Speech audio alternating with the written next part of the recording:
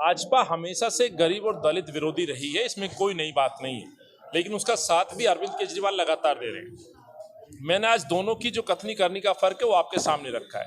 मैं आपको दिखाता हूँ, 2017 का बीजेपी का मैनिफेस्टो है जो संकल्प पत्र कहलाता है, और ये इस बार का है। दोनों में अंतर ये कि तस्वीरें बदल गई हैं। जिस तरह से तस्वीरें बदल गई है, वादे भी बदल गए। इसमें कहा था, यदि आप देखें, सभी अस्थायी सफाई कर्मचारियों को नियमित करने का संकल्प लेते हैं। संकल्प के मुझे लगता है कि इनको मायने नहीं पता, लेकिन ये आते आते 2022 में संकल्प खत्म कर दिया इन्होंने, ये वादा ही निकाल दिया। तो मैं सवाल करता हूँ, क्या सारे सफाई कर्मचारी जो अस्थायी थे वो स्थायी हो गए? ये बड़ा प्रश्न है। तो ये तो एक मैनिफेस्टो का पार्ट है। दूसरा, मैं बार बार बोल रहा हूँ, 2017 के बाद से चाहे स्थायी कर्मचारियों की जगह ठेका प्रथा को लेकर के दिल्ली के इस एमसीडी को थोप दिया हो, तो एक बड़ा सवाल ये भी है। ठेकेदारी प्रथा चल रही है, अपने खुद के ठेकेदारों को, भाजपा के अपने मित्रों को जो है एमसीडी के अंदर लूट मचाने के लिए भेज दिया जाता है। तो आज हमने ये बात रखी है। इसी तरह से जो दलितों को लेकर के एक बजट है, जो कि 1980-85 में जिसका गठन किया गया था, जिसको हम SC/ST यानी कि शेड्यूल कास्ट सब प्लान के नाम से जानते हैं, ये एमसीडी में भी लागू होता है और दिल्ली सरकार में भी लागू होता है। एमसीडी में ये नियम था कि जिस तादाद में, जिस प्रतिशत में ये समाज रहता है, एमसीडी के बजट का उतना प्रतिशत फंड खर्च किया जाएगा। जब एमसीडी की हम ओवरऑल बात करते हैं तो लगभग 14,500 करोड़ का बजट है, और उसी अनुपात में ये पैसा इन गरीबों पे खर्च होना था। जब इस गरीबों के इस फंड की बात करते हैं तो लगभग 2500 करोड़ रुपए ये दलित समाज पे खर्च होना था, जो कि नहीं किया। तो जैसे एमसीडी में भाजपा ने इन दलितों का हक मारा, वैसे ही अरविंद ने भी जो है इसी फंड का हक दिल्ली सरकार में मारा। दिल्ली के बजट के अनुसार मैं आपको कहना चाहता हूं, ये लगभग, आप जब कांग्रेस की बात करेंगे तो इस टेबल के माध्यम से देखेंगे, 2008 में इसकी शुरुआत हुई, 7-8 में 50 करोड़ रुपए मात्र बजट था।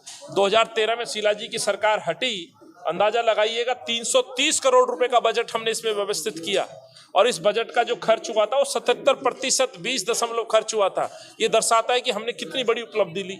लेकिन मैं 22 पे आता हूँ, 21-22 पे 425 करोड़। तो जिस अनुपात में कांग्रेस ने बजट बढ़ाया, उस अनुपात में आम आदमी पार्टी ने नहीं बढ़ाया। कहाँ 50 करोड़ से सीधा 330 करोड़ रुपए 5 साल में, और अरविंद ने 2013 से मैं 22 की बात करूं तो मात्र 100 करोड़ रुपए बढ़ाया। ये दर्शाता है कि आप कितने बड़े हितैषी हो समाज के। ये तो टेक्निकल, जो पढ़ा लिखा मेरा जो गरीब तबका है, दलित समाज है, वो समझेगा। जब इसे खर्च करने की बात करते हो तो हैरानगी होगी, मात्र 16% पैसे खर्च हुए इस सरकार में। एक तो बजट भी कम एलोकेट, और जो हुआ उसका भी मात्र 16%। यानी कि इनको कोई लगाव नहीं, कोई चिंता नहीं। गरीब का बच्चा आज भी ये झाड़ू लगाए, ये अरविंद की मानसिकता है। संघ की पैंट पहनकर पहन के लगातार ये संघ की मदद करता है। ये दर्शाता है कि दलितों का हक छीना गया। दलितों का जो पैसा था, जो बजट इसमें खर्च होना था, वो आपने खर्च नहीं किया। तो कहाँ से गरीब का बच्चा पढ़ेगा? कहाँ से बैरिस्टर बनेगा? कहाँ से जज बनेगा? कहाँ से शिक्षक बनेगा? आप चाहते ही नहीं हो। संघ की जो मानसिकता है कि सफाई कर्मचारी का बेटा सफाई करे, सफाई कर्मचारी की जो बेटी है या बेटी है या धर्मपत्नी है, वो सिर्फ सफाई करे, उस मानसिकता के साथ ये लोग आगे बढ़ रहे हैं। चाहे रेप का मसला हो, अरविंद चुप होते हैं। नांगल की हमने खबर दी, गुरु रविदास मंदिर का मैंने जिक्र किया, जिस मंदिर को खुद बाबा गुरु रविदास जी ने खुद अपने चरण डाल करके वहाँ स्थान को स्थापित किया। उसको बनाने का काम 1959 में बाबू जगजीवन राम जी को ये सेवा मिली, उन्होंने इस मंदिर का निर्माण किया। आज उस मंदिर पे चुप है, बलात्कार पे चुप है। तो दिल्ली के अंदर आप कैसे कह सकते हो कि आप जो दलितों के लिए काम कर रहे हैं? तो मैंने जो इनका भाजपा का जो झूठा संकल्प पत्र है, उसकी आज पोल खोली है। जी, आपने ये बहुत फैक्ट लेकर आए हैं और ये बहुत टेक्निकल सवाल है। लेकिन सवाल ये है कि आम आदमी पार्टी पानी के नाम पर इसके चुनाव में वोट मांग रही है, और भाजपा का गरीब जहाँ चूंकि वही मकान देगा, और इस मुद्दे को उठाने की भरपूर कोशिश की। मैंने देखा बड़े बड़े होर्डिंग मोदी जी लगा रहे हैं, पर जिस स्कीम को ये लेके आए हैं, मैं आपसे ये उम्मीद के साथ कहना चाह रहा हूँ, एक तरफ एक पुरानी कांग्रेस की स्कीम है, उसको रखिएगा, एनालिसिस करिएगा, जिसका नाम था राजीव रत्न आवासीय योजना।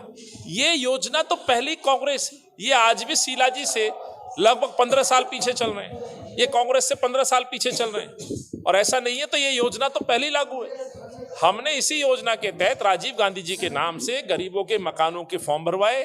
केवल फॉर्म नहीं भरवाए, सर्वे हुआ, पैसा लेकर के आए, और JN के तहत मनमोहन जी की सरकार थी, सोनिया जी की सरकार थी, उस पैसे से हमने घर बनाए। बापरोला नरेला, बवाना, सुल्तानपुरी, कालकाजी, ये वही प्रोजेक्ट थे। मकान बन के तैयार हो गए, लेकिन ये मकान आज खंडर हो गए। क्यों? इनकी बदनीयती। कहीं राजीव गांधी के नाम से गरीब फिर से एक ना हो जाएं, जैसे इंदिरा जी को आज रीसेटलमेंट कॉलोनी में जाना जाता है, पूजा जाता है। इस कांग्रेस को इसलिए कि गरीबों का साथ देती है, इन्होंने उस पैसे को बिल्कुल बर्बाद करा दिया, ये इमारतें खंडर कर दी।